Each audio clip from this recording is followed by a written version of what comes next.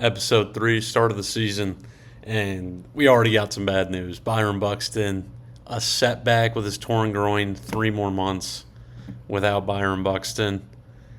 I mean, that absolutely blows. Like, we don't have Byron Buxton. I wish I could say the team needs him right now, though. We are 12 games into the season, and we're 9-3. Everybody is hitting. We're pitching fine. The bullpen's looking good. Um, we just can't stop hitting. I don't understand how it's working, but it's working. We're 12 games in. Luke Keeschel and Cody Clemens are looking like prime Barry Bonds. It's like the Mark McGwire, Sammy Sosa home run chase. These guys are hitting the covers off the ball, and I mean we're winning games because of it. I mean I don't think it's sustainable, but I mean it's not what we expected. I mean look at this. We went on opening day. We take that series, sweep in Cleveland, win a series at home. We are guaranteed to split or win the series here with Kansas City. The team's hitting. Everyone's hitting. That isn't named Brooks Lee. Brooks Lee's really struggling, but we're 12 games in, so I mean, you got to take everything here with a bit of a grain of salt. But that's a fantastic start to the year. I mean, we're 9-3. We obviously get the bad news of Buxton, but 9-3, no matter how you look at it, looks great for us. Because I mean, there's no way we thought we were going to be 9-3. Let's close out Kansas City, maybe. Okay, we split the series, but I mean, it's an electric start. I just had to one hop in and monitor or give an update on Byron Buxton. 3 more months, so we probably won't see him for a while. Probably after the trade deadline, I'd assume, maybe, because I mean 3 months puts us in July, and then rehab assignment. So if he comes back for the rehab assignment, I know I mentioned that he wouldn't waive a no trade clause. I think I'd still be curious to see like what we could get in the trade. I really don't think I'm going to do it. I think it's kind of wrong to do it, so I don't think we will. But it's something to look at for sure. But with how good Johnny DeLuca's been playing too, I mean, I don't expect him to keep this up, but he might. I mean, he's hitting the ball well. He's getting on base, and he's playing. Oh, he's not playing good defense. How are you not playing good defense? You have 75 speed and 65 range, and you're not playing good defense? Well, that's confusing.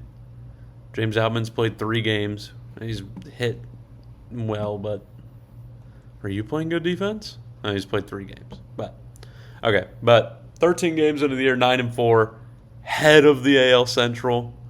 And we did this all without spending money. Let's do a victory lap. 13 games into the year. All right, we're having fun though. So I'll check back in probably at the end of the month or when something else happens.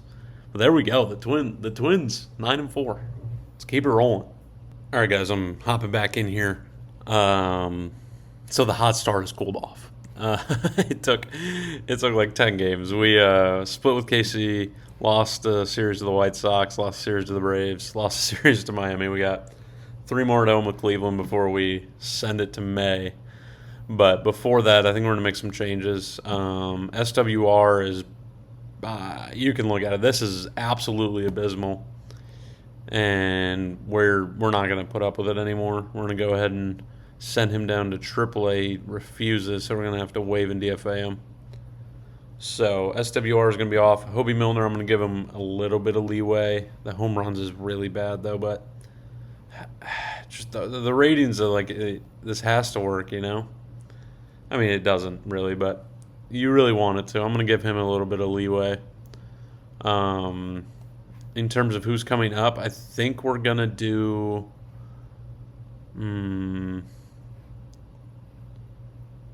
Yeah, we're gonna do Kendry. Kendry Rojas is gonna come up. He's gonna join the roster. I want to point out that that won't be the only move we're making. In terms of the lineup, we obviously saw what was going really well at the top here, but it's going really not well between Brooks Lee and Trevor Larnach. And Brooks Lee, I'm going to give a little bit of leeway to, just because he's playing short, not very well. But we don't really have a guy we can replace him with right this minute. So he's going to stay for now and hopefully figure it out, give him a couple more weeks. But someone who won't be staying for right now is Trevor Larnach. He's literally not out there to play defense. He's only there to hit, and he has a 460 OPS. That's unplayable. That is unacceptable. So I don't even know if he has an option year left. He does. Yeah, we gotta make a change there. He's gonna be heading down to St. Paul, and then I think the move. I was thinking about doing Olivar, and he's hitting okay at AAA. Could be Jonah Bride. I don't really want to bring Jonah Bride up, but it could be Jonah Bride. He's hitting well. Rodon's turned the cover off the ball through 4 games. Well, through 10 games, 4 starts.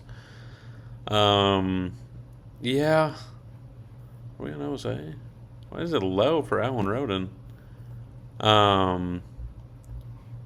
I think. I mean, we could look at Walker Jenkins too. He's raking. But if I bring Walker Jenkins up, I want him in the field, and I don't want to do it this early. I think Alan Rodon is going to be the call, and then he'll slot in here. We'll move him down in the order, and then versus lefties. Man, we do. No, I think. Man, I should have thought about that. I think Alan Rodon. I don't think those splits are too bad to where he can't play. So we'll do that. So I really don't want to make Cody Clemens start against lefties. I don't even think. I would assume he probably doesn't even have an at bat versus a lefty yet. Oh, he does. Oh, he's not been that good. Yeah, we're just gonna rock with Alan Rodon on both sides. I'm just gonna move him down, and that'll be the changes we make here right before we conclude the month of April, and then we'll hop back in. I do want to point out Pablo Lopez has been dominant. Hasn't allowed a home run yet. 1.5 walks per 9. Pacing very well early, and if this team continues to, I don't want to say fall apart because we started 9-3. It's not like we were anywhere. We were big enough to fall apart. The team continues to digress and we play poorly. It's definitely someone we're going to look to move on from at the deadline. 2 more years left. So there's that. Also, RJ Pettit's been playing great. So that'll be the update here at the end of April. So, all right, guys, we got the rookie of the month, Andrew Painter. I was literally just about to come on and talk about him because he at the end of April he just went 8 innings, shut down baseball, and he's been excellent. So I was going to talk about him, and then poof, he wins rookie of the month. So it gives me even more. As Kendry Rojas added a circle change to his repertoire. Okie doke. That's kind of out of nowhere, but we'll take it. Hitter of the month was George Springer. Again, what? He's slugging 750. All right, George Springer. My God, Jackson Chourio wins it in the National League. Chris Bubich, I think that's how you pronounce it. He'll take pitcher of the month in the American League. And now it goes to Randy. 13 saves. We have 15 wins, 13 saves. That's ridiculous pace. He's on pace for 81. Shout out Randy Rodriguez then. And then obviously Andrew Painter. 6'7". Just big dude. I mean, these per 9s are excellent. The whip's great. He's not getting BABIP'd. He's been super good. We've been feeling absolutely excellent about the trade. Speaking of, why don't we take a look at Joe Ryan, who's struggling through 5 starts. Getting BABIP'd a little, but the issue was the long ball, and that's why we got rid of him. And the issue in Philly's been the long ball a little bit.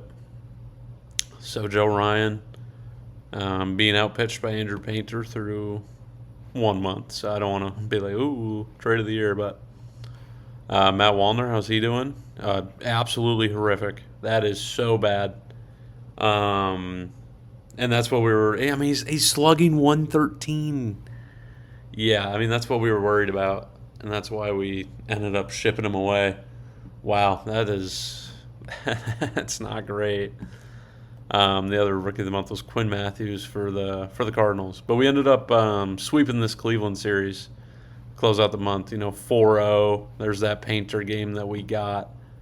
Homer from Royce. He's kind of turning it up. That's what we need from him, really. The 3-2 win here. David Fest has also been really solid. The homers are too much, obviously, but I mean he's like the 4 starter, so I'm not gonna stress about it too much. And then Royce, DeLuca both hit homers as well to close out the month there. I mean, gotta be pretty happy with that. 15-10 after 1 month. Yeah, pretty good. All right, guys, I have a bit of an early season trade here for us. We're still on this May 1st date, and we were looking to go ahead and find a replacement, just short term, for Brooks Lee. I was looking at pretty much every team available for us to try to do something. And the Tampa Bay Rays had Taylor Walls here, really good defender. He's not going to hit, fast, high work ethic. He's also a leader, and they also aren't really using him. He's behind Carson Williams there at short, and he doesn't have a spot on the roster really, other than just being a backup infielder. And now we're going to give him a shot to start. We put in the Make This Work Now. They wanted Larnach, and with how he played and the fact that he's making $4.5 million, he's 29, going to want more money this offseason, and just absolutely couldn't hit a baseball through the first month of the season. Yeah, we're gonna go get it done. We also they're gonna throw in a prospect here in Cooper Kinney, who's off to a really hot start at Double-A. So yeah, early season trade. Not happy with how Brooks Lee's playing, so he's gonna go down to Triple-A for a little bit, and Taylor Walls is gonna be the replacement until then. So there's that. Just doing another little check in here on another trade that we made. Bailey Ober. The home runs are definitely an issue. The other 2 per nines have been really solid though for New York. I don't know what their record is. They're 21-6. So the Yankees are legit, and they got 3 of our players I think on their roster, if I'm not mistaken. Ian Hamilton's a former Twin, so another one. But let's see here. Yeah, Eddie Julian's off the bench, 18 games. He's getting on base. He's getting on base at a very high tick, so he's actually been really solid over there as a guy off the bench who's, I mean, he can really only play first. Has he played anywhere else? He's played 4 games at short. The hell are they doing over there? All right, Eddie Julian, and then I don't think Cantorino's up, but he might be. I don't know what they did with Cantorino. I guess I didn't look at this. Yeah, Cantorino's somewhere. I wonder, how can I look? There we go.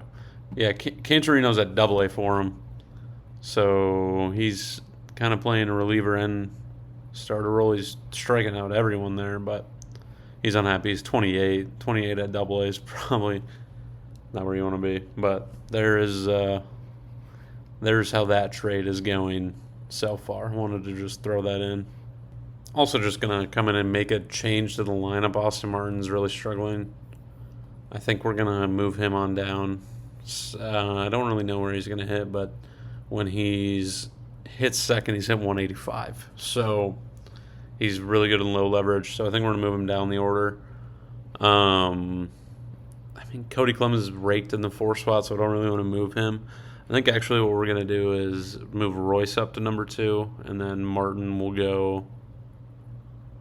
we'll do it like that. So this will be the lineup versus righties. I'm just going to go ahead and... Actually, let me go over here. And then Royce will hit second. And then...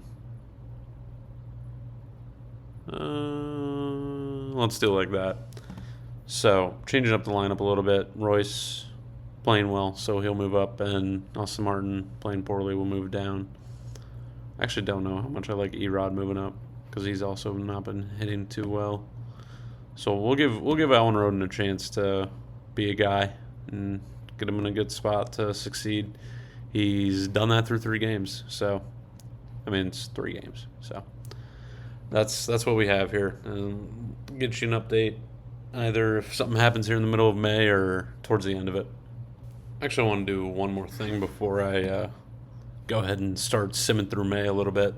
Just a kind of a league check in here and just see who's doing well. And obviously, you see some highlighted names over here. Cody Clemens is actually leading the league in homers. I didn't even notice that. 10 home runs on pace for 65. I mean, I don't I don't think he's going to get there, but Cody Clemens, why not? Royce Lewis up here.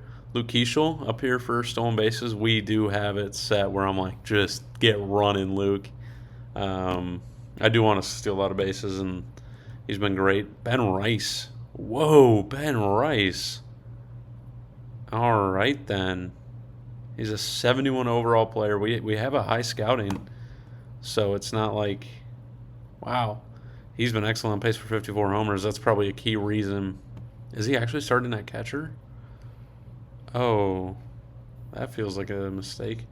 But that's definitely a key reason why the Yankees are 21-6. They're followed by the Rays. Red Sox and Orioles are both in this.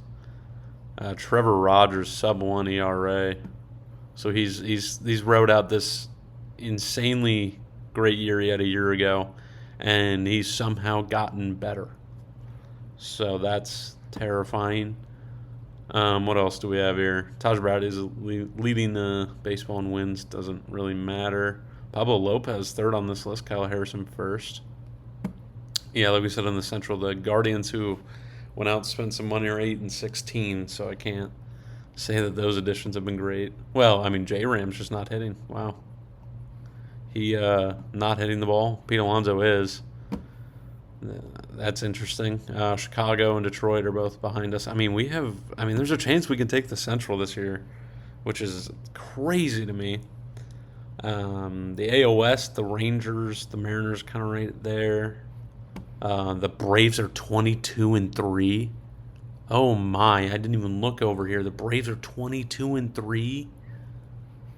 Oh God, what's going on in the National League? 17. Okay, I mean they're playing pretty far and above their Pythag, but they just went 22-3 in April. First in earned runs, they're pitching excellent, they're hitting the ball. All right then, Spencer Strider is back. There's no way. He's not even walking anyone. What am I looking at? Spencer Strider? Yeah, welcome back. That's incredible. Schwellenbach's been great. Wow, look at the Braves. Austin Riley's raking. Acuna. They're trying to trade Ha-Seong Kim. He's on the trading block. Yeah, on trading block right now, and he's the core piece to this lineup. Eli White's hitting. Wow, look at the Braves, 22-3. But let's not forget who's right behind them, and that's the Miami baseball Marlins, which is cool to see. Is Kyle Tucker? I mean, he better be doing everything. Oh no, he's not.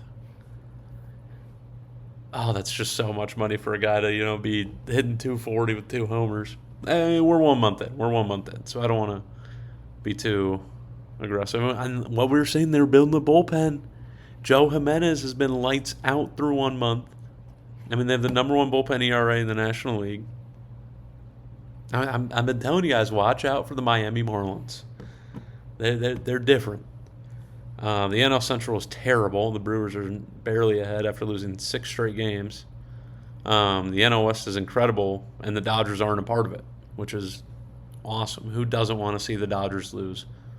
The Giants are 18-8. Padres 17-8. I mean, the Rockies are winning games. Sure, Zach Gallen's a Rocky. Minor league free agent Zach Gallen. Just putting up numbers for these guys. Kyle Freeland's figured it out. Has he turned back the clock to what, like 2019? When did he ball out? I don't remember. Oh, it was 2018. Man, one more. I mean, this team is not going to last, but shout out the Rockies. So, I mean, Spencer Strider, again. Chris Sale's been great. I forgot he was a Padre. Skeens, of course. Who's hitting? Ketel Marte, Hunter Goodman, sorry. So that's probably a key factor for those Rockies. But yeah, little update. Let's see if the Braves or the Yankees can lose a baseball game. It'll be interesting to see. We'll keep it rolling though. And Taylor Walls in his first game as a Minnesota Twin, 3 for 4 with a home run. And we get the, I mean, we lose, but 3 for 4 with a home run first game. Shout out Taylor Walls. I was taking a look here at the just pitching stats in general, and we see that we have the pending red letters of doom here for Pablo Lopez, an upper body injury. Not good. I was just checking in because I think we're going to go ahead and get rid of Hobie Milner. I think, 14 outings. This is bad. I don't even think, we're going to have to waive and DFA him. And then in terms of a left-handed reliever, I do think we're going to bring up Prelip for right now. The 40 home runs is going to absolutely just wreck him, but he's yet to allow one at AAA in 5 innings, and we're just going to roll with it for now. I don't expect Prelip to be the long-term guy here. We're going to avoid high leverage. I'm going to go in and make sure he's not pitching around. I want him attacking with his elite stuff, which is what he has. So Connor Prelip, former second-round pick out of Alabama, going to make his team debut. So once we get to the end of the month here, I'll make sure to go look at the prospects, and we can give you guys a bit of a rundown on how they're all doing. And then, I also made one slight change to the lineup. As again, look at Cody Clemens. He just hit a walk-off home run too. What game was that? Game log. Against the A's here. 2-run walk-off homer. Let's get that. We have Cody Bonds Clemens right now. I got nothing for you. He's just doing great. Royce moved up and struggled a little bit, so I moved Jeffers up a spot, and Jeffers up a spot for both. So that's the little update I have here for you guys. And then, well, why don't we finish the day and see if we get this Pablo Lopez announcement? So Milner gets claimed. Okay, thank God. Pablo's fine. So he's day to day. He'll miss. He probably won't even miss his next start. So disaster averted there. We do have a top pick here, so I think it might not be a bad idea to take a look at the draft class since it just got revealed.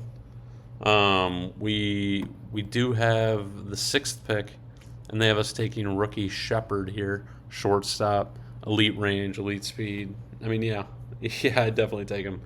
I believe his name is Roussel Rookie Shepard. I think the rookie's the nickname, and I acquired him in the Red Sox save I did, and he became an absolute stud.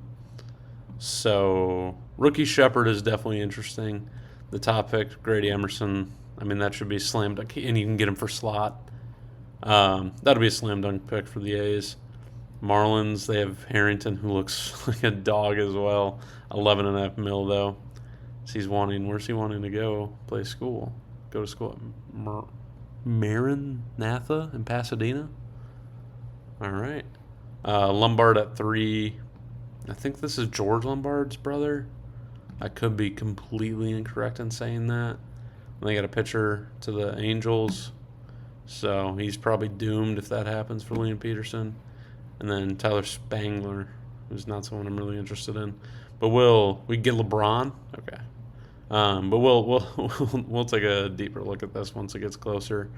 And that's probably, once we get to the draft, it might be where I end things today, but we'll see how long this video's getting by the time we do that. So I'll check back in here shortly.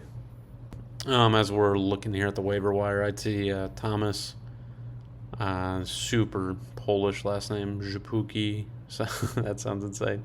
But Thomas here, we're going to throw a claim on, see if we get him. Lefty, kind of similar, kind of just a more developed Prelip, but we're gonna throw a claim. He had good pronines, so see if that bears any fruit. Prelip has made 1 outing, 1 inning and a third, walked a guy, struck out a guy. So we'll see. And our claim went ahead and went through. So Connor Prelip came up for a game. We're gonna send him down. He again, if there's a pitcher injury, something in the bullpen who's struggling, he'll be the first guy up. I want to go with something a bit safer for now with our lefty spot, and I don't want to call Thomas here safe because he does have that that issue with the home runs. So we'll see. I'm going to do the same thing here. We're not going to pitch around. Don't know why it drags two of them when I do that. And yeah, that's all I got for right now. Here we are at the end of May. We get some pretty good developments here from just the player development. Power went up for Luke Keeschel. He's been excellent. What else was there? Contact went up for Erod. That's big for us. He's been playing well. Bunch of other things. Defense went up for Nori down here. Some prospects. Merrick Houston, who I'm absolutely massive on. He's doing great at high A. Something I was going to mention here. Good developments. We had some minor league hitters of the week as well in terms of just how the minor leagues are doing, how the systems are doing. We'll take a look at the players of the week. Yeah, Yasser Mercedes. I know the guy. He's not really on our short list, but he just won A-ball player of the week. Brooks Lee, actually, I was just looking at him, was really struggling down in AAA, and it looks like he's turned it around in this past week. He just went 12 of 23. So good for Brooks. Obviously, we want him to be the answer long term, but we'll see. Pete Alonso wins player of the month or hitter of the month. Spencer Horwitz goes and nabs it in the National Leagues. Shout out Spencer Horwitz. Cade Smith, Christopher Sanchez, the reigning co-cy, and he is balling out this year. He wants to go get that award for his own. Rookie of the month, Spencer Jones and Ryan Clifford. Look at all the awards that we have just for our minors. So Shea Robinson was one I was going to mention. He, former 10th round draft pick a year ago. At A-ball, he has been raking. We're going to move him up to high A. He had won like 2 Player of the Week awards, so he was someone I was going to bring up, and he's been turning the cover off the ball. Kyle Carr, one of the get-backs from the Yankees, is doing great here at AA. Obviously, he's not doing. I mean, OSA likes him a lot, but our scout doesn't. I don't think this guy's a big leaguer. I was hoping he would maybe develop a little bit, but 24 might be just stuck in AA.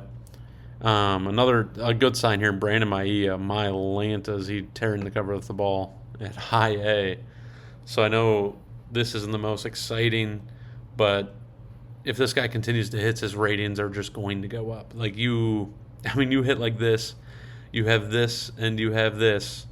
Brandon Maia is going to be a guy.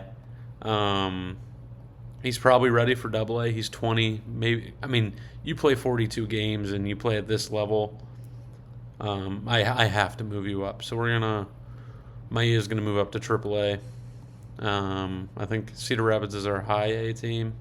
They're first down here, and then our A-ball team as well first. So that's what we wanted. That's kind of how we were hoping to build this team, and we're kind of lucking into some wins. We're 31-22. Went on a bit of a skid. We lost this series. We actually did beat the Giants. Lost to the Red Sox. The Red Sox really beat us up. And then we went and closed out the series with the Cubs and then swept Detroit. Win 2 out of 3 versus Kansas City, including scoring 15 runs here. Luke Keeschel had himself a day. Andrew Painter is really locked in. He's an absolute stud. I think soon I might look here and see if we can get something done that's a little long term. I'll see what he's looking at. And yeah, I think that's something we would definitely be interested in doing. So I'll take a look at that and get back to you guys. In terms of just the team in general, why don't we take a look? Jose Miranda has actually been popping off. He is doing great. This platoon we have at first base is kind of guiding us to this to first place in the AL Central. It's really working. Keishel's been excellent. And then the big one I wanted to mention, Taylor Walls. Taylor Walls has come in, and he's not only played elite defense, he's not only been just a solid guy in the middle of the infield, he's hitting the ball. He's hitting 313, plus over 800 OPS, and in 26 games he's almost put up 1.5 WAR. So Taylor Walls, everybody, got an opportunity to start at shortstop for us, and he is running away with it. I'm going to make sure his position's at short and not second. Taylor Walls, man, incredible. DeLuca's doing fine. We started to split time between him and Outman versus righties, doing every other game because for some reason these ratings for DeLuca aren't netting results defensively. It's weird. I don't understand how this is a negative ZR fielder, and that doesn't make any sense to me. Alan Roden's been fine. Austin Martin had a bit of a he bounced back once we moved him. He just had a 3-hit day though. He struggled a little. Erod has been really solid. Excuse me. Yeah, I mean he's on pace for a 4-war season. The defense speaks for itself. We get this above 700. We get this contact developed a little bit. Obviously, we know the avoid K, but Erod could be, an everyday right fielder for us for years to come if that's the truth. Ryan Jeffers hasn't really been hitting for power at all, and he's kind of known as like a power hitting catcher. And he didn't do it this year in real life, but high leader, plays the position well, still hits. He's still a rare player in today's game, a really good hitting catcher who plays good enough defense. Royce Lewis moving to hitting third has really optimized his bat. So we're happy to see that. And then if we look at the pitching, Funderburk's actually been struggling a little bit down here. He's struggling with the long ball, which makes 0 sense. His WAR is at -0.5. So I think we are going to move him down from this role. It's just we don't have another lefty to move up. But what we're going to do, I might do a 3-headed thing here because RJ Pettit's got to move up. He's been incredible. Look at this. So 10 K per 9, only 1 walk, not allowing homers. This has been an excellent pickup for us. I'm extremely happy that I went out and got RJ Pettit in the Rule 5. So there's RJ Pettit. Kendra Rojas, I guess I never assigned him something, but he's pitched, and he's been good.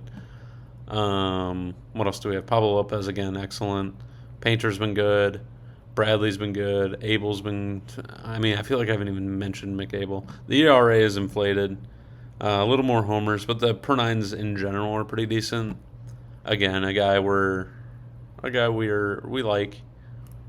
Yeah, McAbel. He's just kind of there. He's the 5th starter, Zebby's still kind of struggling, just in the bullpen. Home runs are an issue, so he's not going to really get promoted and move into this starting rotation. And then that's all I got there for that. I wanted to give you a Walker Jenkins check-in. He's raking. He's unhappy. I think, to be completely honest, I didn't have the thought going in when I stopped here that Walker Jenkins will be coming up right now. But it makes sense. Alan Roden, 87 OPS plus, 85 OPS plus. Not playing. No, this is why he had not even playing the field. Kind of forgot he's our DH. I think it's time. I think we move him up. There's a world where I put him. Austin Martin moves to the bench.